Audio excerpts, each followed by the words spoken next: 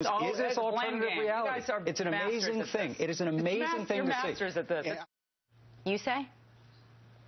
Well, the keywords they use, such as conspiracy and delusional, are, in my opinion, clearly designed to try to controversialize a story, a legitimate news story, and a legitimate area of journalistic inquiry.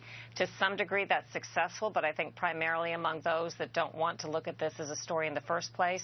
But I see that as a well-orchestrated strategy to controversialize a story they really don't want to hear about. You know what's interesting is in the past, when something pops up that there's an ongoing investigation about, when the Valerie plane, for example, you had George Bush say, I'm going to put a special prosecutor involved, and he demanded everybody cooperate with the investigation. Now you have someone who just puts up, you have an administration just puts up blocking signs everywhere you go and tries to go after those who are asking the questions.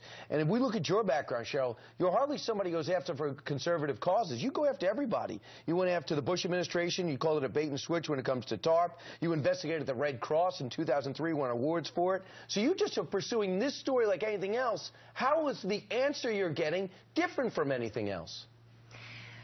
I basically am trying to keep my nose to the grindstone, and if I were influenced by the left-wing blogs and the people who are trying to steer public in a certain way, I would be left covering pretty much nothing but the weather now. So I'm still continuing to do what I see as my job, but I can tell you that other investigative journalists have noticed the trend that you've mentioned. I was at a conference about a week and a half ago, and these are reporters, Pulitzer Prize winners from the New York Times and other publications, who are all raising red flags about what the Obama administration has done in terms of restrictions to press freedoms, and they were saying things like, we have to speak truth to power and stand up and take action. Interesting.